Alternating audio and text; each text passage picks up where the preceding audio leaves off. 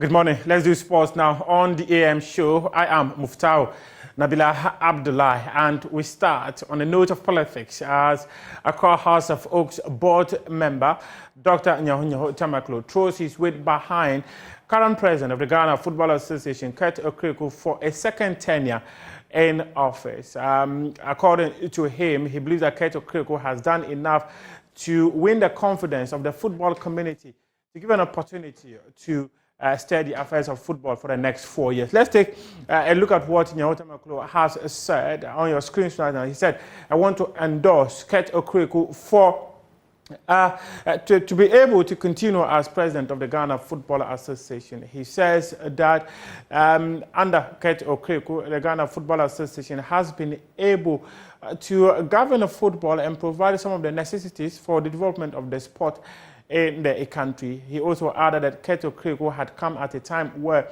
Ghana football was facing some challenges and he's been able to stabilize things at the FA. That is Dr. Nyaho Tamakloe.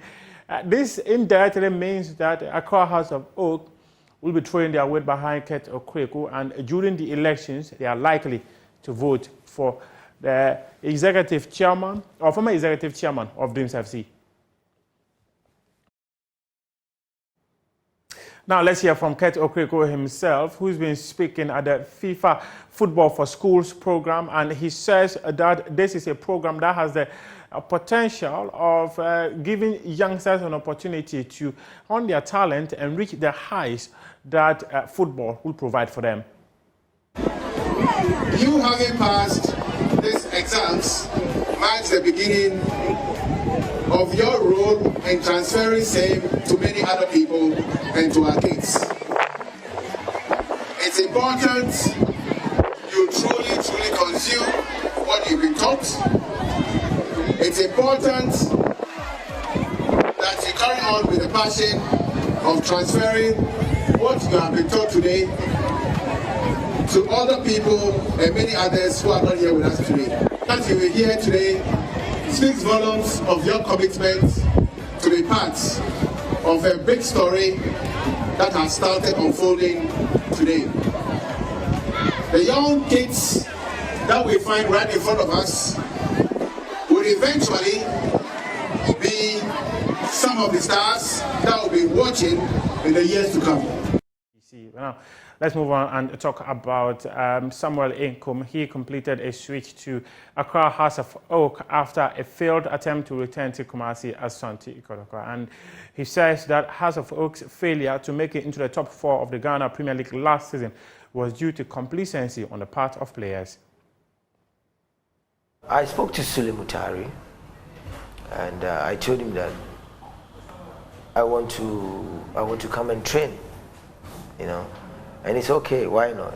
So let him speak to the coach, and after he will let me, you know, the time that they will start training. So I went to the training, and I started training, and some of the fans started, you know, I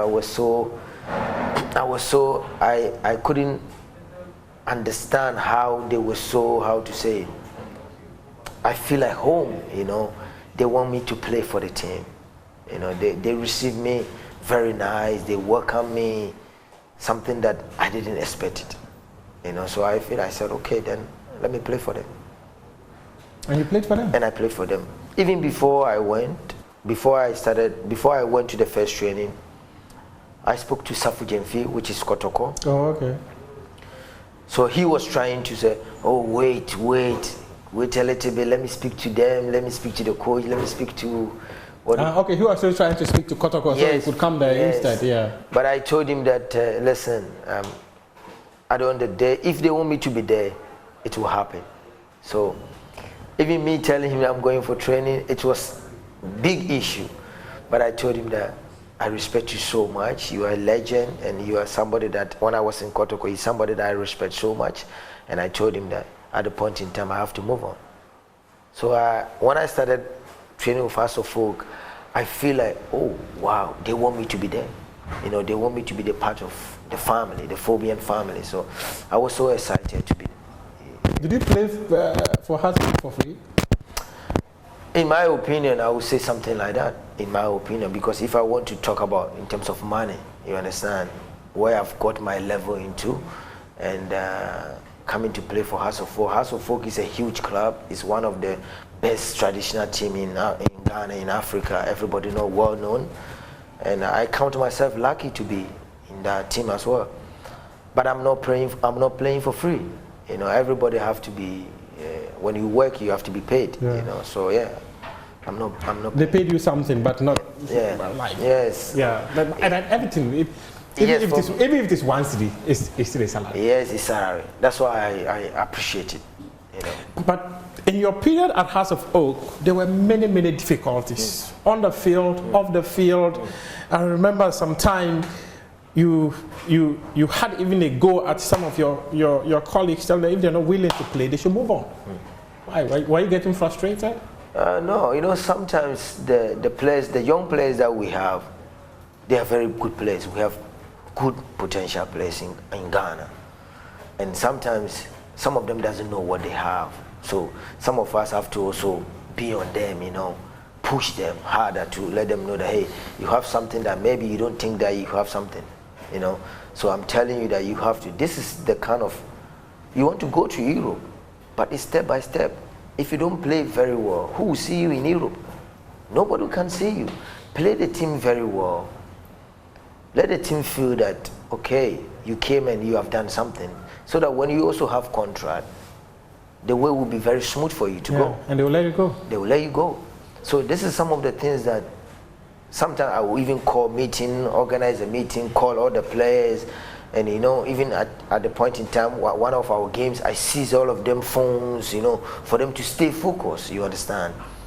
Because yes, phones are good, but when you have the job that gives you food, you have to respect that job. 20 minutes for the game to start and you are on your phone, it doesn't work like that. It doesn't tell you that you are a professional. Respect the kind of job that you do, and then God will give you the rest. So that is why sometimes I'm more like a coach, but I was not a coach. I want to be on them, you know. And the boys also respect me also. They like me so much because I always encourage them. I always let them know that, hey, you have something that you have to appreciate it. You have something that you have to do extra. You push yourself, you know. So this is sometimes that you go to a point that more like a coach or maybe a team manager or something like that. What was the major challenge at Hearts of Oak? I think it's got to a point that the board chairman is of His Royal Highness Tobo Afede and his board and the management. To be honest, they were doing everything for the team. We went there several times, meetings for the board chairman to talk to us, to motivate us, you know, to let us know that this is the job that you do. You have not learned any job apart from football. So whenever you have chance to play on the pitch, you have to give everything. And the board chairman was saying, we have to be ambitious. You have to have the ambition that we want to do something. So, but sometimes I got to know that the fault is not from them. The fault is from the playing body.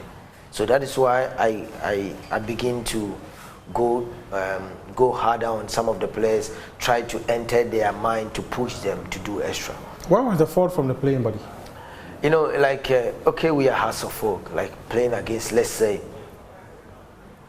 RTU, playing against, let's say, Gold Stars, playing against, let's say, Accra Lions, or maybe Dream FC, we are going to win. You know, we just take it that we will win. And by the time we just being ourselves, we are down. You understand? So the mindset itself was very down. You know, we take everything like, okay, normal, we win, we are Accra Hearts of Oak. But now football doesn't work like that. Any team that who is ready to play against Accra Hearts of Oak, the team will do extra to beat. He want to be in your shoes. He also want to play in Hearts of Oak. So that is some of the things that we were facing. We were facing a lot of challenges, like where complacency is killing us, you understand? But we have good team. We have very good group that I saw that why not? We can even go to Africa to make even big impact. But football, if you don't prepare your mind, if you don't do extra training, if you don't stay focused, I don't think you can get the result that you need.